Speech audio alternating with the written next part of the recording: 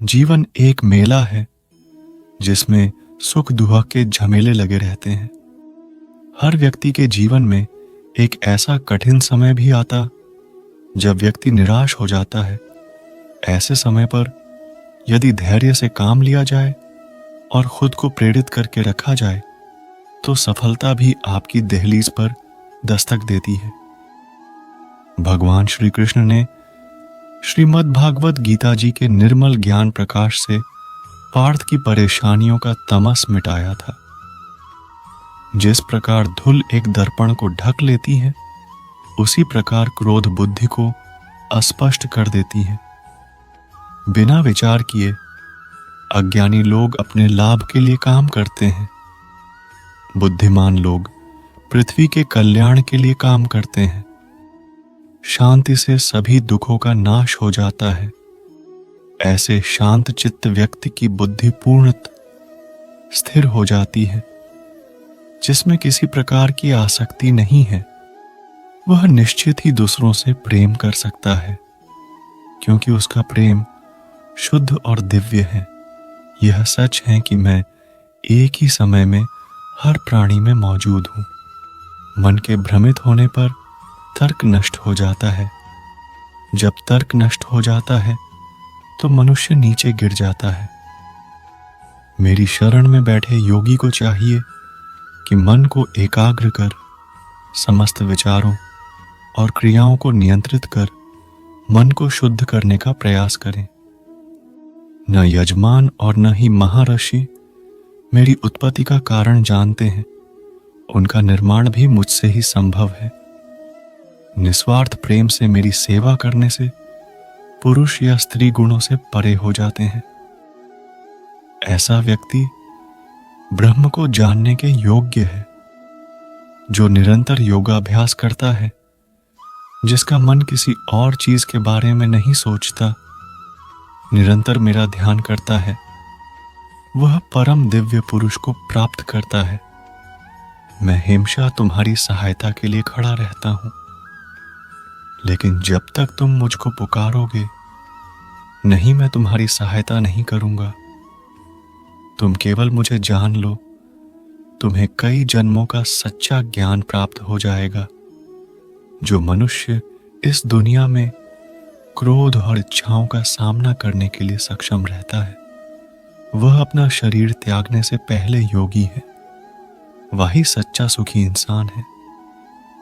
तुम सब कुछ त्याग कर मेरे सामने समर्पण कर दो, मैं तुम्हें सभी पापों से मुक्त कर दूंगा। कृष्ण की सेवा करने के अलावा आपको ब्रह्मांड में सभी खुशी और प्यार देना चाहिए।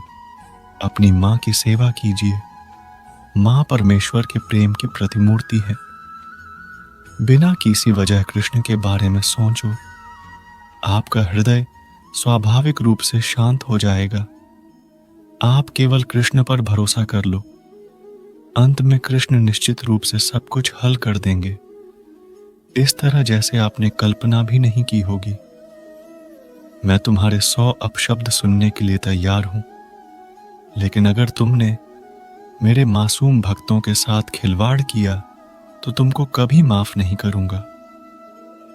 भगवान श्री कृष्ण प्रेम के परम अवतार हैं, जो सर्वश्रेष्ठ हैं। जो मनुष्य मुझे अजन्मा, अनादि और समस्त लोकों के परमेश्वर के रूप में जानता है, वह मनुष्यों के बीच रहकर भी सब पापों से मुक्त हो जाता है। जब जब तुमको लगे कि दुनिया ने तुमको ठुकराया है, तुम मेरी शरण में चले आना।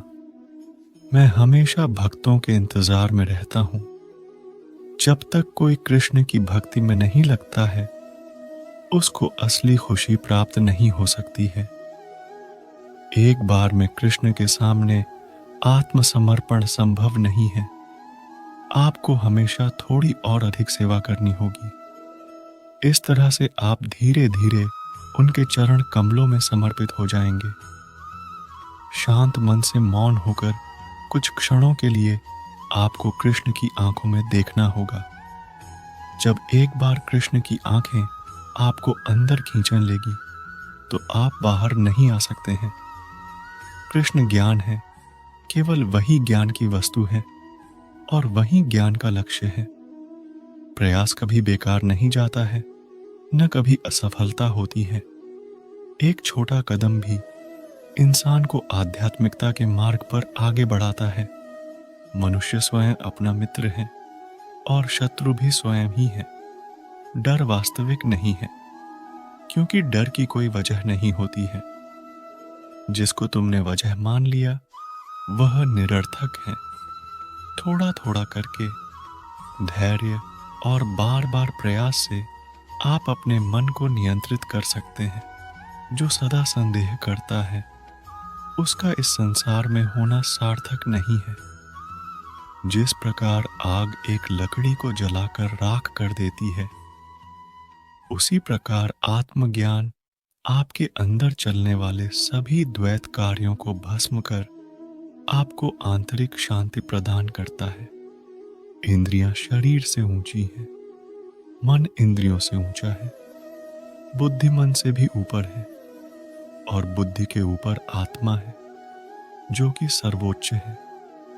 जो मनुष्य आत्मा को जान लेता है वह सब कुछ जान लेता है। वह काम जिसकी शुरुआत किसी अच्छे उद्देश्य के लिए की गई हो, उसका अंत कभी बुरा नहीं होता है। कुछ करने का जुनून इस बात का संकेत है कि आपको सफलता मिलेगी। दुनिया बदलने का मतलब होता है सब कुछ बदल देना, खुद को भी। जितना तुमको हारने पर डर होता है, उतना ही जीतने पर उत्साह होगा। एक बात को गांठ बांध लो, अपनी हार के डर को जीत के उत्साह से ज्यादा मत होने दो। चरित्र आराम और शांति से विकसित नहीं किया जा सकता है। चरित्र निर्माण के लिए परीक्षण करने पड़ते हैं, पीड़ा सहन करनी पड़ती है, आत्मा को मजबूत करनी पड़ती है। जो लोग सफल होते हैं उनमें गति होती है। सफल लोग और अधिक सफलता के पीछे भागते हैं। जितनी सफलता उन्होंने हासिल की, उससे अधिक सफल होने का रास्ता खोजते हैं। इसी प्रकार जब कोई असफल होता है तो उसकी प्रवृत्ति नीचे की ओर बढ़ती है। ये सरल नहीं है, लेकिन सच है। असफलता और सफलता कभी दुश्मन नहीं होते। जितना हो सके इनसे सीखिए और आगे बढ़िए। सफलता को करीब से देखिए। अक्सर रात भर में मिलने वाली सफलता के पीछे एक लंबी कहानी होती है। असफलता के बाद निराशा एक दूसरी असफलता है। कुछ महान करने के लिए अगर अच्छाई को छोड़ना पड़े तो पीछे मत हटना, क्योंकि अवसर हर वक्त नहीं मिलते हैं। दोस्तों, सफलता छोटे कदमों की बड़ी सीढ़ी है। हमेशा अपनी सफलता के लिए एक छोटा कदम जरूर उठाएं।